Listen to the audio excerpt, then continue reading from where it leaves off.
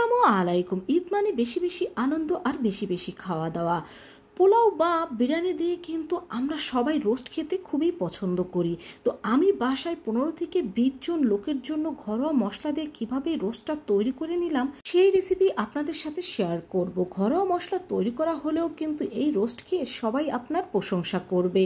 তো এর জন্য প্রথমে এখানে আমি কিছু সোনালী মুরগি নিয়ে নিয়েছি, আর এই মুরগিগুলো কিন্তু আমি ধুয়ে ভালোভাবে পরিষ্কার করে নিয়েছি। এখানে আমি নিয়ে নিচ্ছি 3 থেকে 4টা লেবুর রস। এখন এই লেবুর রসগুলো রোস্টের মধ্যে দিয়ে দিচ্ছি, আর দিয়ে দিচ্ছি এখানে পরিমাণ মতো লবণ আর লেবুর রস দিয়ে এই চিকেনটাকে আমি ভালোভাবে মেখে নেব। আর এটাকে মেখে নেওয়ার পরে কিন্তু অন্তত পক্ষে আমি 20 থেকে 30 মিনিট রেস্টে রেখে দেব। তো এটা মেখে নেওয়া হয়ে গিয়েছে।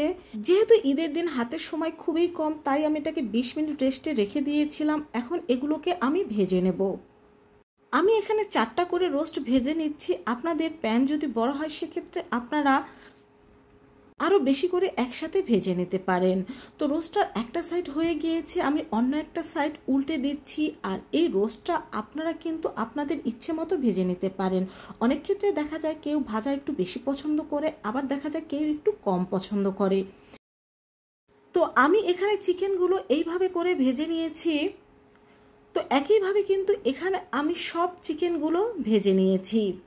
তো এখন এই যেহেতু 15 থেকে 20 জন লোকের রান্না, এখানে আমি কিন্তু বড় সাইজের একটা কড়াই নিয়ে নিয়েছি। এখন এর মধ্যে রোস্ট ভেজে নেওয়া তেল দিয়ে দিচ্ছি, আর কিছুটা বাড়তি তেলও দিয়ে দিচ্ছি। এখানে আমি দিয়ে দিলাম 2 কাপের মতো পেঁয়াজ কুচি। এই পেঁয়াজ কুচিটাকে আমি একেবারে গোল্ডেন ব্রাউন করে ভেজে নেব। তো আমার পেঁয়াজটা কিন্তু ভেজে নেওয়া হয়ে গিয়েছে। এখান থেকে কিছুটা পেঁয়াজ কিন্তু আমি তুলে রেখেছি। এখানে আমি আদা বাটা দিয়ে দিচ্ছি 1/3 কাপ, আর রসুন বাটা দিয়ে দিচ্ছি 1/4 কাপ। লাল মরিচের গুঁড়ো এখানে আমি দিয়ে দিচ্ছি 3 টেবিল চামচ পরিমাণ, জিরা গুঁড়ো দিয়ে দিচ্ছি 1 টেবিল চামচ পরিমাণ, 2 টেবিল চামচ পরিমাণ পেস্তা বাদাম বাটা দিয়ে দিচ্ছি। আপনারা চাইলে এখানে চীনা বাদামও ব্যবহার করতে পারেন। দিয়ে দিচ্ছি এখানে 2 টেবিল চামচ পরিমাণ জয়ফল জয়ত্রী বাটা একসাথে। এখানে আমি 3টে টমেটো পেস্ট করে দিয়ে দিচ্ছি। এই টমেটো পেস্টটা দেওয়ার কারণে টমেটো কেচাপ কিন্তু খুব সামান্য পরিমাণ দিলেই হয়ে যাবে। দিয়ে দিলাম 3 টেবিল চামচ পরিমাণ পেঁয়াজ বাটা। এখন এই মশলাটাকে একটু সময় নিয়ে ভালোভাবে কষিয়ে নিতে হবে। তো এখানে আমি কিছু গরম মশলা দিয়ে দিচ্ছি। যে কোনো কিছু রান্না করার ক্ষেত্রে মশলা যত ভালোভাবে কষানো হবে তার টেস্ট কিন্তু ততই ভালো হবে, তবে কিন্তু কষাতে গিয়ে পুড়ে ফেলা যাবে না। তো মশলাটা কষানো হয়ে গিয়েছে। এখন এখানে আমি প্রায় 1 লিটারের মতো গরুর লিকুইড দুধ দিয়ে দিচ্ছি, আর দিয়ে দিচ্ছি 1/2 কাপ পরিমাণ চিনি, আর দিয়ে দিচ্ছি স্বাদ মতো লবণ। এখানে আমি 3 টেবিল চামচ পরিমাণ টমেটো কেচাপ দিয়ে দিচ্ছি, আর দিয়ে দিচ্ছি এখানে কিছু আস্ত কাঁচামরিচ। এই কাঁচামরিচটা দিলে ফ্লেভারটা অনেক ভালো আসে। এখন এটা বলক আসা পর্যন্ত অপেক্ষা করব। তো এটা কিন্তু বলক চলে এসেছে। এখন এর মধ্যে আমরা কিন্তু ভেজে রাখা সেই চিকেনগুলো দিয়ে দেব।